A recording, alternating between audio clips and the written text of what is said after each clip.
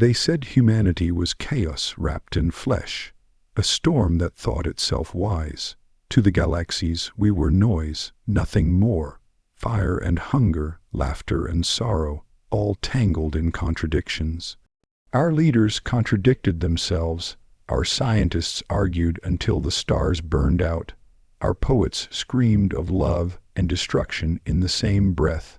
To them, we never made sense, until that moment. The war had stretched across constellations. Empires older than Earth's oceans clashed with weapons that bent gravity itself. Entire civilizations begged for order, for a voice that could silence the madness, and no one expected that voice to come from a human. He stood on a shattered station, orbiting a dying star. Around him were the great species of the cosmos, the architects with their crystal minds, the leviathans who remembered the birth of suns, the judges whose words rewrote laws of physics. They had all come to listen, not because they trusted him, but because there was nothing left to try. And he spoke. His voice did not tremble. His words were not woven in equations or divine prophecy. They were simple, raw, and utterly human. He said that life was not about order or perfection, but about surviving in spite of the chaos. That meaning was not handed down from the stars, but carved from suffering, laughter, blood, and dreams. He told them the truth none of them wanted to hear. War would never end by seeking sense in the universe. It would end only when they accepted that they themselves were the meaning. For the first time, the galaxy fell silent. The leviathans wept. The architects shattered their endless calculations. Even the judges who had sentenced planets to ash bowed their heads, because in that moment every creature, alien or human, understood the same truth. The only time a human made sense was the moment he reminded the universe that sense itself was overrated, and the stars, for the first time in eons, listened. Humanity was seen as chaos in flesh. A storm that thought it was alive, a paradox of brilliance and destruction, stitched together with the fragile thread of emotion. To the galaxy, we were noise, pure and unrefined. Our history was a symphony of contradictions. We created fire to survive, and then used it to burn each other's homes. We invented medicine to heal, and then built weapons capable of ending entire nations. Every word we spoke seemed to carry a counterpoint. Every act of compassion balanced by cruelty. Every discovery shadowed by greed. The other civilizations, older than our oceans and wiser than our philosophies, looked upon us as something unstable, unfinished, a species that stumbled blindly through existence. They studied us not to learn, but to marvel at how long we could last before devouring ourselves completely. When the architects of crystal gazed upon human thought, they saw no pattern. Their minds, built from living prisms that bent logic into endless equations, could not understand why humans laughed while grieving, why they fought for peace, why they prayed for love even as they betrayed it. To them, we were like broken algorithms, producing results without order. And when the leviathans swam through the oceans of stars, remembering the births and deaths of suns, they whispered of humans as sparks in a storm, bright, fierce, but meaningless, destined to vanish before the next tide of cosmic time. The judges, whose voices could alter the very laws of physics, called us contradictions wrapped in flesh, a flawed experiment that had somehow slipped through the cracks of creation. We made no sense. We were the madness in the galaxy's carefully constructed order. But this chaos was not weakness to us. It was survival. Every contradiction was a weapon, every paradox a shield. We thrived not because we understood the universe, but because we embraced what could not be understood. Where the ancient species sought order, humans learned to find beauty in disorder. Where others feared chaos, we danced with it. Our art was born from confusion, our revolutions from contradiction, our greatest inventions from the desperate collision of mistakes. We were fire and rain, poetry and war, love and betrayal, and all of it existed together, making us something the galaxy could not define, something they could not predict, something they could not control. This was why they feared us. This was why they dismissed us. To them, order was safety, and logic was survival. But humans broke every equation and still continued forward. We were a species that made no sense, and yet we endured longer than reason said we should. We reached beyond our world, not because it was sensible, but because we refused to stay still. We tore metal from the earth and shaped it into ships that screamed against the void. We burned fuel and blood alike to chase stars that had nothing to offer us. The galaxy could not understand how a creature so fragile, so chaotic, could challenge distances that even the wise civilizations respected as eternal barriers. But that was our nature, chaos that refused to die. The architects called us unstable, the Leviathans called us reckless, the judges called us doomed, and maybe they were right, but doom was never enough to stop us. If the galaxy saw chaos in our veins, then chaos was our anthem.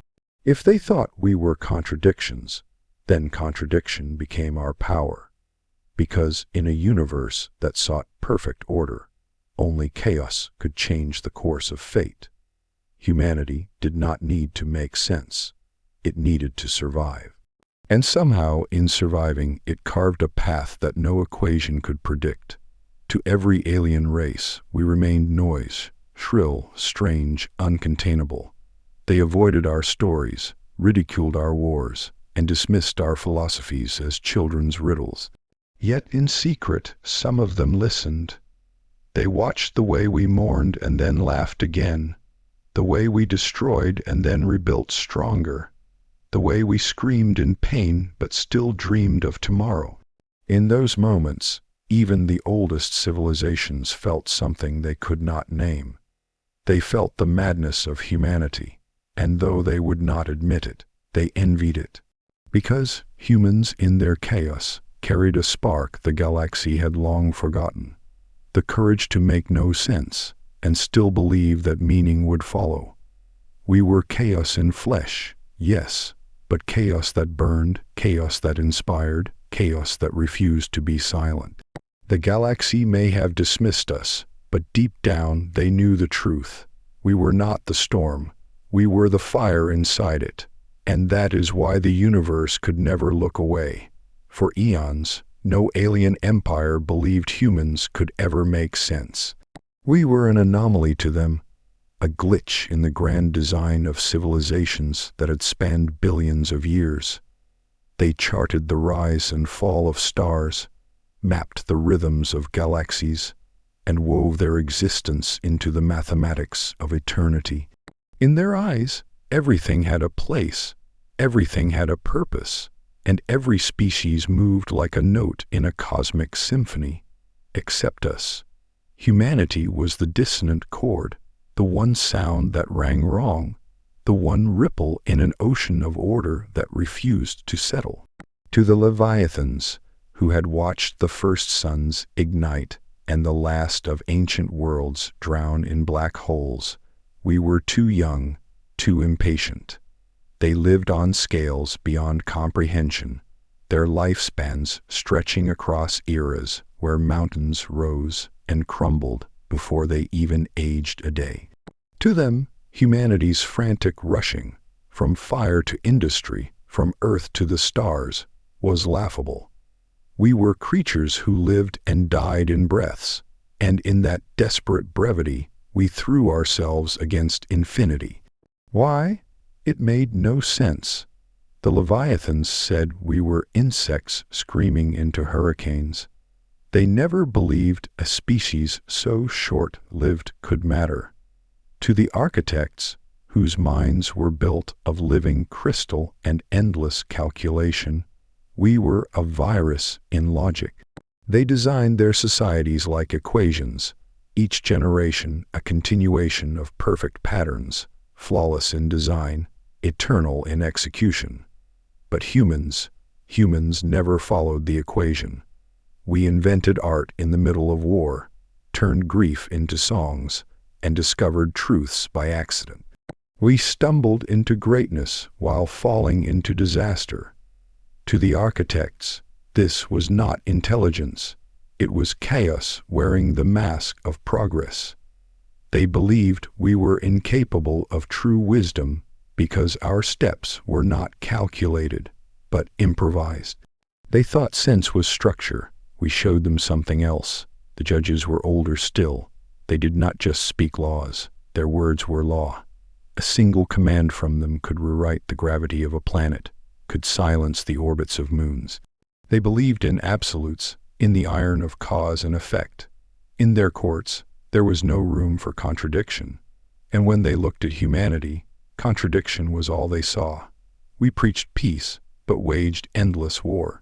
We claimed unity, but tore each other apart with borders, flags, and ideologies. We built weapons that could shatter continents, then cried at the destruction they caused. The judges declared us unworthy of cosmic respect, because no law could define us, no verdict could contain us. For countless ages, the galaxy agreed. No alien empire believed a human could ever speak words that resonated beyond their small blue world. We were dismissed as noisy, dangerous, unpredictable, a species destined to burn itself out before it could ever truly matter. And yet, there was something they did not admit, not even to themselves. Though they claimed we made no sense, they could not stop watching us. They studied us as curiosities, laughed at our contradictions, yet secretly marveled at our resilience. Because despite all their logic, despite all their patience and laws, there was something in humanity that they had lost, something they feared, something that made us dangerous in ways they could not understand. We were fragile, yes, but fragile things that refused to break. We were chaotic, yes, but chaos that built as much as it destroyed. We were short-lived, yes, but in those short lives we dreamed larger than civilizations that had existed for millennia. It unsettled them, it disturbed them, it fascinated them, and so the judgment remained. Humans could never make sense, not to the Leviathans, not to the architects, not to the judges, not to anyone who measured existence by the cold clarity of reason. For the galaxy, sense was order, perfection, predictability, and humans were none of these things. We were paradoxes screaming into the void, riddles that refused to be solved.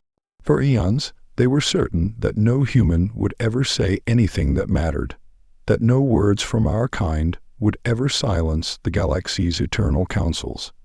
But certainty has a way of breaking, because one day, in the shadow of a dying star, when the galaxy itself seemed to be unraveling, a human finally stood and spoke. And when he spoke, the silence that followed was heavier than war. The only time a human made sense was the moment the universe realized sense had never been enough. In the galaxy's darkest war, when even the stars seemed tired, a single human voice rose. It was a war that swallowed light itself, a war so vast that galaxies whispered its name in fear. The conflict had begun long before humanity had even risen from the mud of its earthly cradle. It was not a war of territory, not even of survival, but of ideology. Ancient civilizations, beings that had watched the cosmos grow from sparks of dust, clashed over the meaning of existence. Was life order? Was it chaos? Was it worth anything at all? Entire fleets of living ships tore through nebulae, weapons bent gravity into spears, and planets became ashes drifting like forgotten prayers. It was a war where victory meant rewriting the very foundation of what it meant to exist. The Leviathans, colossal beings older than stars, fought to preserve memory itself. They believed existence was sacred because it carried the weight of history. To them, every sun that had ever burned, every world that had ever blossomed, was a story that must never be forgotten. Their enemies were the architects, crystalline minds who cared nothing for memory. To the architects, order was everything, purity of logic, perfection of design. They sought to cleanse the galaxy of chaos, to reforge every living thing into flawless symmetry. To them, the Leviathans were sentimental relics, hoarding memories that served no purpose but to clutter eternity. And in between them were countless others. The judges demanded law, laws that bound even physics itself. The phantoms wanted silence, believing that the universe should rest in eternal stillness. The hollow kin worshipped nothingness, seeking to undo creation entirely. Each empire fought with weapons shaped from their philosophies, battles where meaning itself was the blood spilled across the stars. Humanity should never have been part of this war.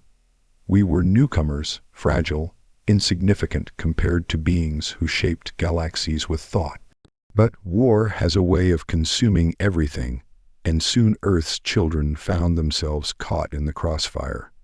Worlds we had barely colonized were burned.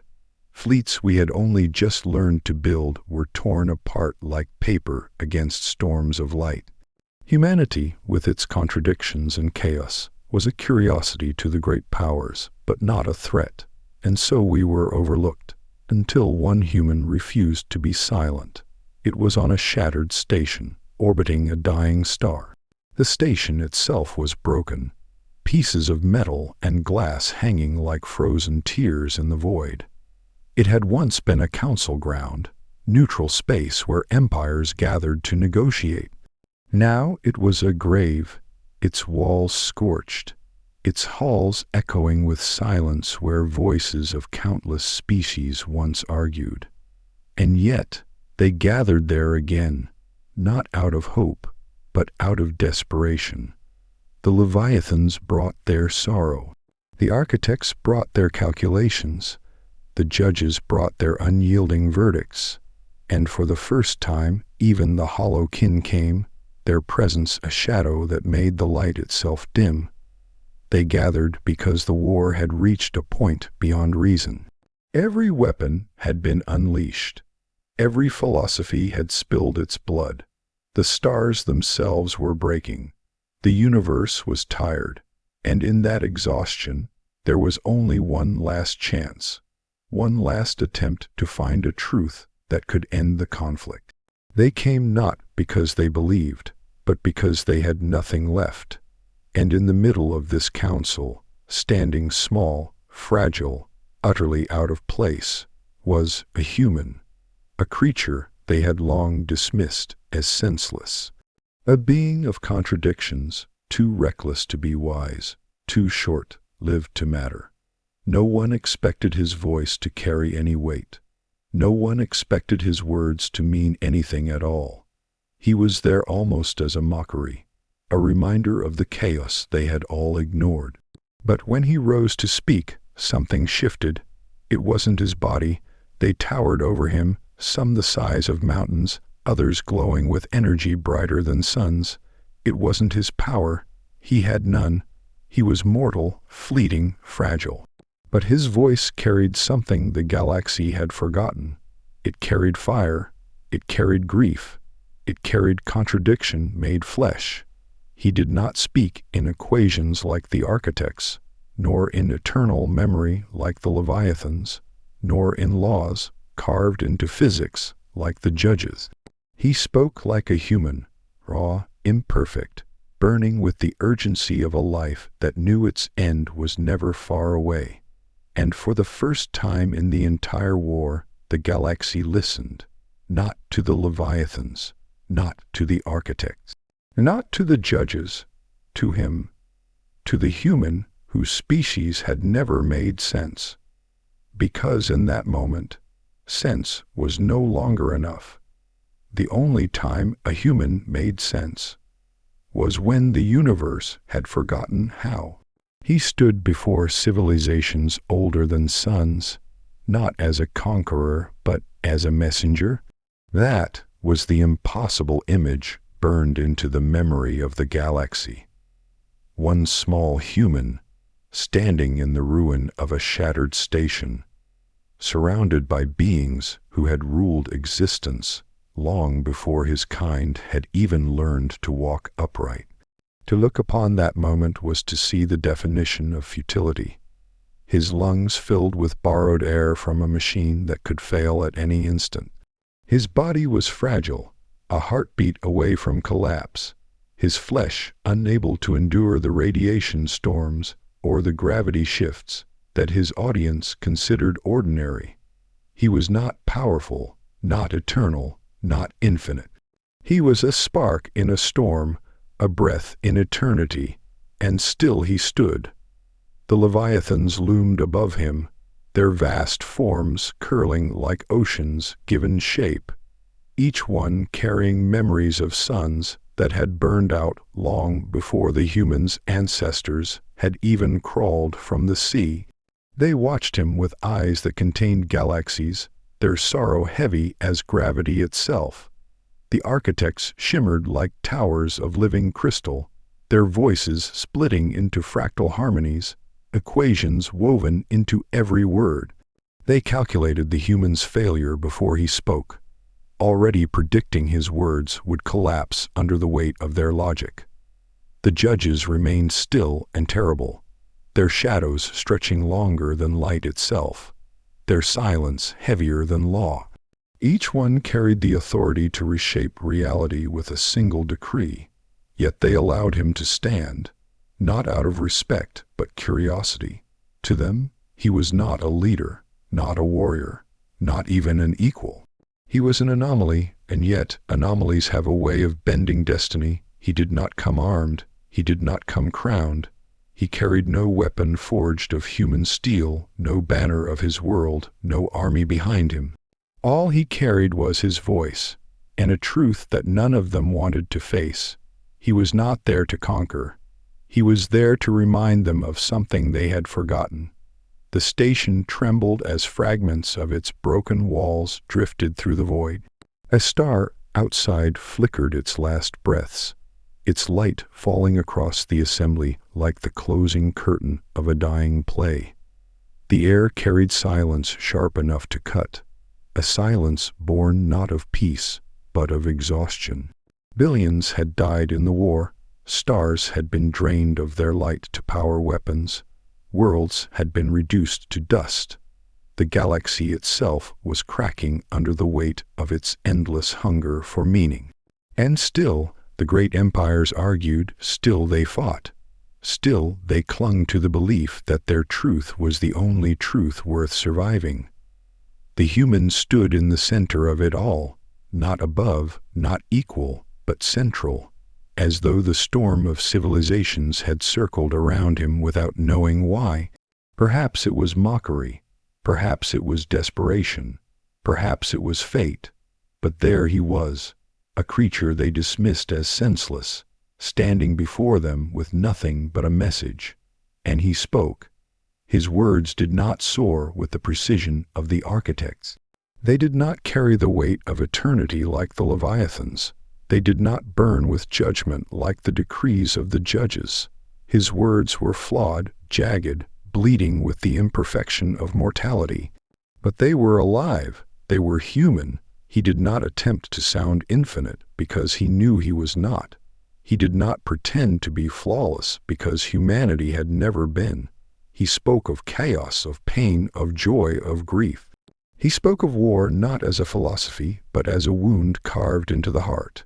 He spoke of survival not as logic, but as desperation. He spoke the truth no one wanted to hear. That meaning was not handed down from the stars, not written into law, not carried in memory, not perfected in equations. Meaning was carved in struggle, shaped by blood, born from the fragile refusal to give up. And though they towered above him, though their power could have erased him in an instant, they did not. They listened.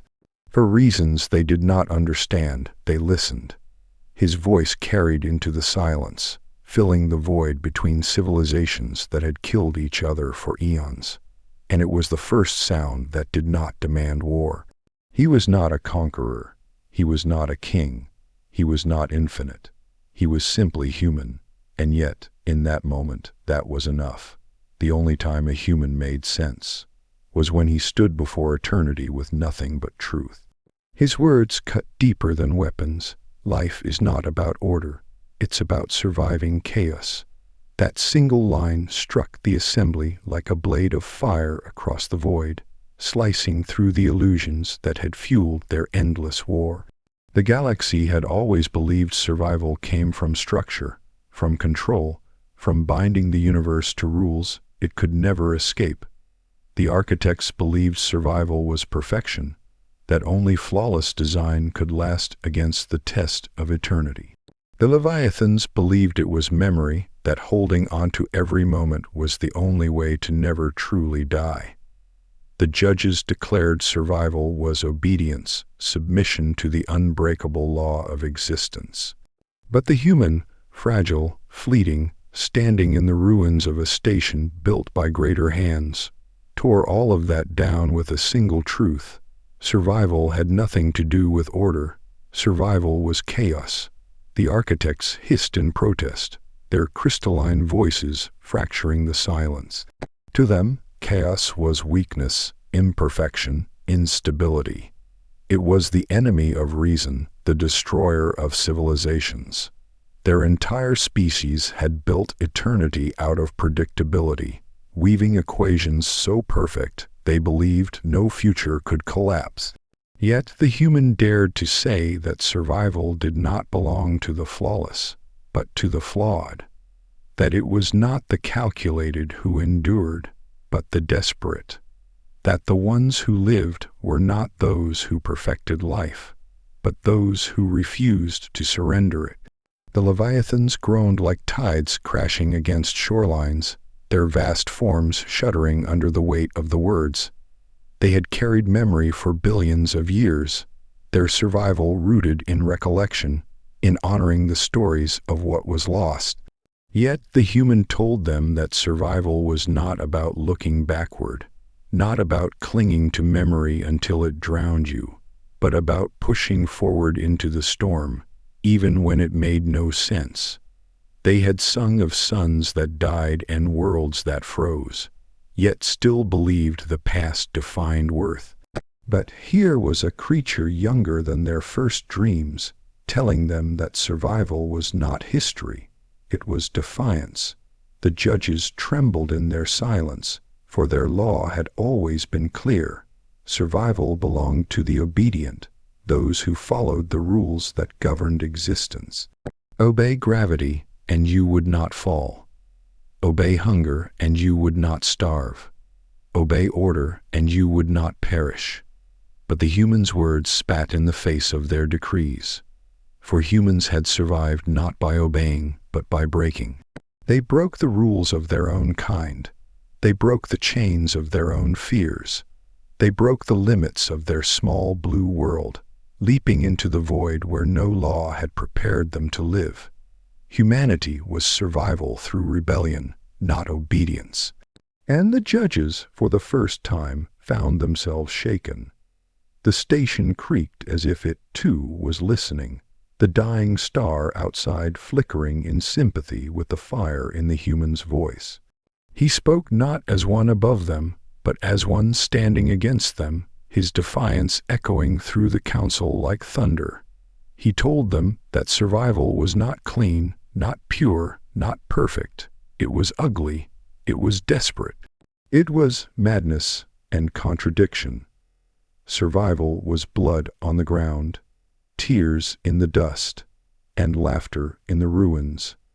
Survival was chaos, and chaos was life. He spoke of his species as proof. Humanity had never known order. Their history was written in wars, in mistakes, in betrayals. They had burned their own world with greed, poisoned their own skies with ambition, torn each other apart with borders that meant nothing to the stars. By all logic, they should not have survived, and yet they had. Again and again, they rose from their own ashes. They built cities over graves. They discovered music in the silence of loss. They invented hope in the face of despair. To the galaxy, this was insanity. To humanity, this was survival. His words burned through the illusions of the empires. The architects saw the cracks in their perfection. The Leviathans felt the weight of memories they could no longer carry. The judges realized their laws had no power against defiance, and in that shattering silence, they saw something they had never admitted, that humanity, in its madness, had endured what should have destroyed it. That chaos had not consumed them, it had carried them, and so his words became a weapon sharper than any blade, not a weapon to kill, but a weapon to reveal. He revealed the lie that survival was order, the lie that perfection meant strength, the lie that laws were eternal.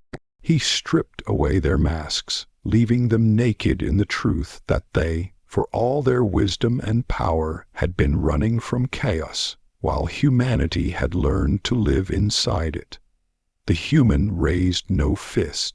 He commanded no fleet, but his words detonated in the council like a star collapsing into fire.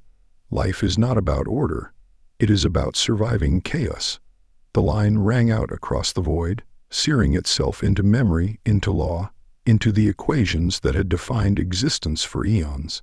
And for the first time, the galaxy felt something it had not felt in ages. Shame, because deep down, every empire knew he was right. The only time a human made sense was when he proved that chaos had always been the answer.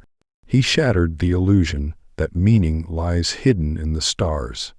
It is carved by living, dreaming, and enduring. The galaxy had always looked upward for truth. Civilizations older than memory sought answers written in the constellations, etched in the geometry of the cosmos. They believed that if one could study enough stars, map enough galaxies, understand enough equations, the meaning of existence would reveal itself like a divine pattern. The Leviathans swore that the story of every world lived forever in the heavens, their constellations a library of eternity. The architects believed that the perfect design of the cosmos proved that purpose itself was mathematical. Even the judges declared that meaning was not chosen, but decreed by the very laws that held suns in orbit. But the human burned all of that to ash with a single truth. He told them meaning was not discovered in the heavens. It was forged in the dirt, in the blood, in the fragile dreams of those who refused to stop breathing. Meaning was not written across the stars. It was carved into the scars of those who dared to keep moving when the universe itself demanded they fall. The architects reeled against this. Their entire existence was built on the certainty that the cosmos was a puzzle, and once solved, everything would fall into order. But what the human revealed was terrifying to them. The puzzle was never meant to be solved. The stars were not answers. They were questions, endless, merciless, beautiful questions, and no equation would ever bind them. Meaning was not in the perfection of patterns, but in the imperfection of those who walked among them. The Leviathans groaned in sorrow because they had carried the weight of countless millennia believing memory was the key to purpose. They thought that preserving the past, holding on to every death, every loss, every light extinguished, gave meaning to their existence. But the humans' words struck deeper than they could bear. Meaning was not memory alone. Meaning was what one did with memory. A memory without action was a tomb. A memory without defiance was nothing but shadow. The Leviathans realized that all their mourning had turned to chains, and it was the fleeting species before them, the one they mocked as senseless, that had found a way to turn mourning into strength. The judges shook in their silence, for they had always proclaimed that the laws of existence themselves dictated meaning. Gravity, time, entropy. These were absolutes, and in absolutes one could find purpose. But the humans showed them a truth they could not deny. Laws bound matter, but they did not define life. A law could say a world would fall into the void, but it could not explain why the people of that world would choose to sing before the end. A law could dictate the decay of flesh, but it could not tell a mother why she would sacrifice herself for her child. A law could govern the collapse of suns, but it could not explain why civilizations carved love into their ruins. Meaning was never in law. It was in choice, and choice was the most human thing of all. The human spoke with fire in his words, the fire of a species that had crawled from its own destruction again and again, not because the stars gave them permission, not because the universe revealed a grand design, but because they chose to. He told them that meaning was not found, it was made. Every battle fought, every tear shed, every laugh shared in the face of despair, every dream believed when logic declared it impossible, that was meaning. Not in the heavens, not in the void, but in the fragile defiance of those who dared to live. He spoke of his kind, a species that had poisoned its own world, bled its own soil, burned its own skies, and yet still looked up at the stars with wonder. A species that knew death intimately, that had buried more of its own than it could ever count, yet still celebrated life with songs and stories. A species that should have collapsed 1,000 times over, but did not. Humanity did not wait for meaning to be handed down by the cosmos. They carved it with their own hands, their own mistakes, their own triumphs. They built meaning in the ruins, in the ashes, in the chaos. And that, he said, was what made life real. The galaxy fell into silence. Even the hollow kin who worshipped nothingness found themselves shaken, for their faith in void was challenged by this small, defiant creature who claimed that nothingness itself could be answered by living. The station seemed to hum with his words, fragments of metal vibrating as though the very bones of the place agreed with him. Outside, the dying star flared, its last burst of light spilling across the council like a witness to the truth. The human was not infinite. He was not immortal. He was not flawless. But in that moment, he spoke a truth that no immortal species had dared to face. That meaning was not written into the stars. It was written into the will to endure. And for the first time in ages, the great empires of the cosmos, beings who had sought answers across eternity, realized that the one creature they had dismissed as senseless might have understood what they never could. The only time a human made sense was when he revealed that sense was never given by the stars, but forged by the living. Entire species, from the ancient Leviathans to the judges of physics, fell silent at his truth. Silence in the galaxy had never been natural. It was a place of constant noise, stars roaring in fusion, black holes whispering in gravity, empires clashing with words and weapons alike. Silence was rare, unnatural, almost frightening. Yet when the human spoke, silence spread across the station like a tide. The architect's crystalline voices, usually fracturing into endless harmonies, dimmed to stillness. The Leviathans, whose groaning songs carried across the void, fell quiet as the ocean at midnight. Even the judges, whose decrees could bend reality, spoke nothing. For the first time in countless millennia, the galaxy listened. The silence was not born of agreement, nor of peace. It was not surrender. It was something more dangerous. It was recognition. These civilizations, who had waged war since before humanity existed, suddenly found themselves facing a truth so raw that none of their weapons could destroy it. The human had spoken words they could not dismiss as childish or senseless. His voice, unpolished and imperfect, carried something their philosophies had lost: urgency. He spoke as one who did not have eternity to debate. His words came not from the patience of ages, but from the fire of fleeting life. The Leviathans, who had measured existence in the lifetimes of stars, felt a shudder in their vast memories. For billions of years, they had carried the stories of creation, hoarding the weight of what was lost, believing that to remember was to endure. Yet when the human declared that survival was chaos, not order, and meaning was forged by choice, not decree, their endless memories suddenly felt like anchors. They remembered how many of their kind had drowned in sorrow, paralyzed by history. In the fragile words of this human, they saw a courage they themselves had forgotten. The courage not only to remember, but to live forward. The architects, shimmering in fractured light, tried to process what they had heard. Their minds operated in equations, in infinite structures of logic so complex that a single thought could take centuries to calculate. They had dismissed humans as errors, contradictions wrapped in flesh. But now they found themselves facing a contradiction they could not solve. How could words so chaotic carry such weight? How could a species so reckless speak truths their flawless patterns had missed? The architects froze, their minds fracturing against the possibility that perhaps imperfection was not weakness, but strength. The judges remained silent the longest.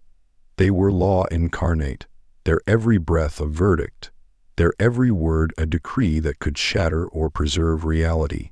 They had seen empires beg for mercy, watched civilizations bend to their authority. Yet in the voice of the human, there was no obedience, no submission. There was only defiance. And for the first time, the judges felt something unsettling: doubt. Their laws could dictate gravity and time, but they could not dictate the meaning of a single mortal's choice. They could not explain why, in the face of inevitable death, a fragile human would dare to speak at all. The silence stretched, heavy and unyielding. It was not the silence of the void, nor the silence of defeat. It was the silence that comes when everything you believed is suddenly questioned. The Leviathans held their sorrow close, the architects froze in calculation, the judges stared into their own uncertainty, and all of them turned their gaze toward the small human who had created this impossible stillness. The human did not flinch beneath their stares. He was no god, no immortal, no conqueror. His body trembled from exhaustion, his lungs struggled with the recycled air, his heart pounded in fear. But his voice had done what no empire, no fleet, no weapon had ever achieved. He had stopped the galaxy. He had forced eternity itself to listen. And in that silence, something began to shift. It was not yet surrender. It was not yet peace. But it was the first crack in the armor of ages, the first fracture in a war that had consumed entire galaxies. For the silence itself was proof that even the mightiest civilizations, armed with their laws and their memories and their equations, could not immediately dismiss the truth of a mortal's words. The silence meant they were listening. And listening meant the war could change. The only time a human made sense was when his voice was enough to quiet eternity.